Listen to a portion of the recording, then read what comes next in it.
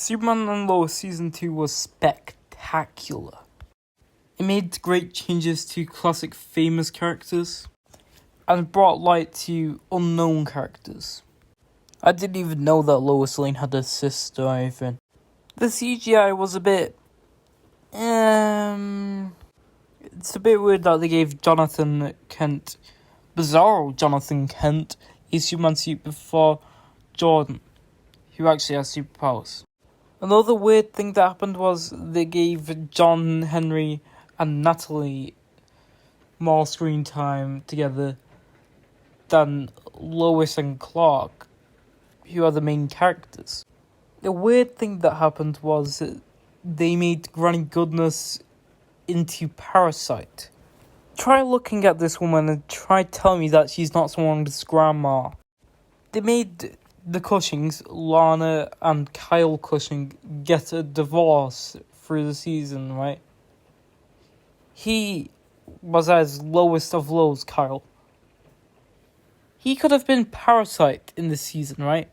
Now, I'm not really familiar with Parasite. I know that he's like some guy. I know about Parasite from Man of Tomorrow. I know that he's like someone's family member and like he got turned into some evil alien. I know that's not the origin in the comics, but that is Parasite to me. And they could have done that origin, but they didn't.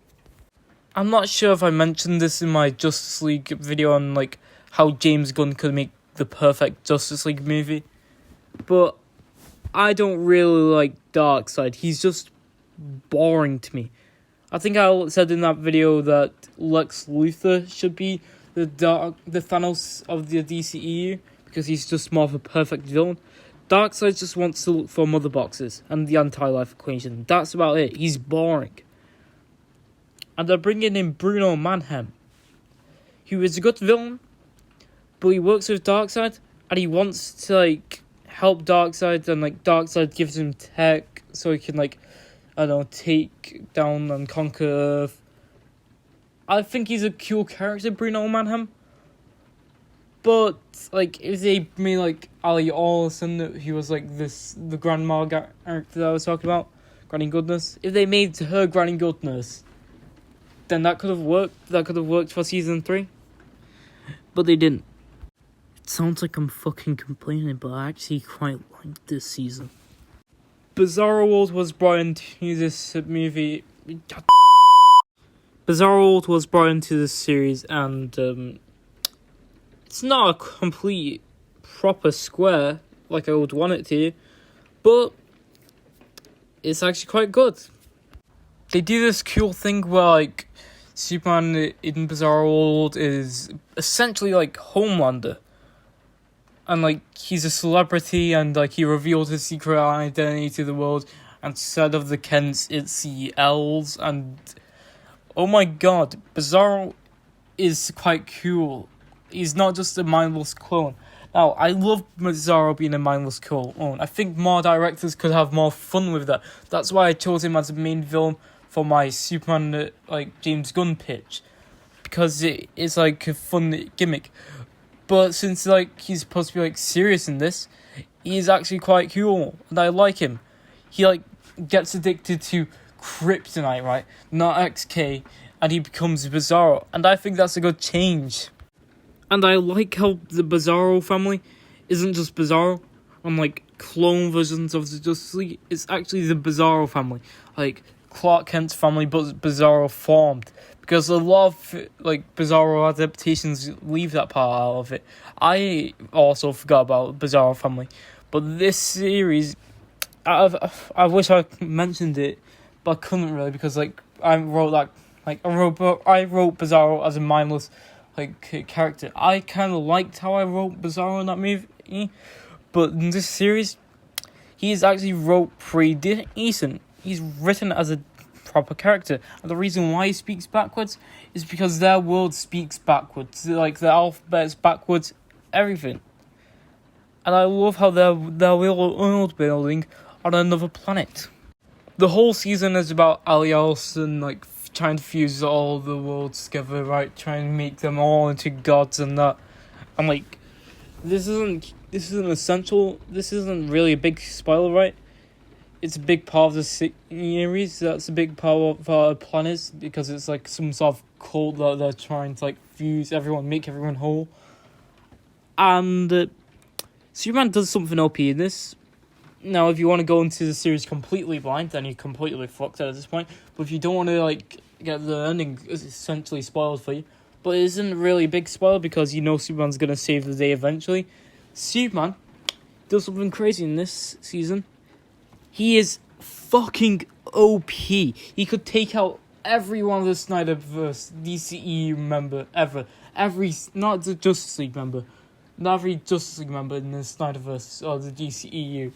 He can take out everyone in the DCEU. Hands down. He's solos. Because, this is your last chance. Tyler Hoechlin, Superman, from Superman Lois, pulls apart 2 Earths because he dives into the fucking sun. And he's fucking OP for once. And it's actually amazing. He is so OP. Also, this general guy named Mitch, he like goes up against Superman. And sure, he might be a big part of the series, but I didn't really care for him. He's not that really well known in the comics. To be honest, I haven't read any comics that he's in really. I know he's like supposed to be like some teenage superhero in the comics, but in this he's like written as like a big bad general who takes kryptonite eggs and like becomes OP for a little bit. Eradicator is brought back in this season, and he is just as amazing as we left off with him. And sure, Eradicator is properly comic accurate that he is. He's not a cyborg or anything. In fact, he's Superman's brother in this series, which is a great change. I like it. And he is just an amazing bad guy. He's like, humanity's bad because they hate me as a child and I must kill them. I'm British. Sure, he's like that. But let's be honest, it's kind of fun seeing a big bad boss man. I am British. I will murder your family. I stomped on the baby's head. There's something fun about that. I know that I'm a bit hypocritical here because I kind of made the same argument in my Green Goblin, like why Green Goblin isn't like Spider-Man's arch nemesis meme video. I know I'm being hypocritical here, but like, I kind of find it fun, really. To be honest, the only villain that I remember from Superman Lois Season 1 is the Okay, so that's all my thoughts on Superman Lois Season 2, baby. Subscribe for more content. Make sure to hit the thumbs up. And check out my Instagram. Watch part 1 if you want. I don't care. And I'm gonna wait till Season 3 comes out. Which apparently comes out near my birthday. So, yeah. Bye.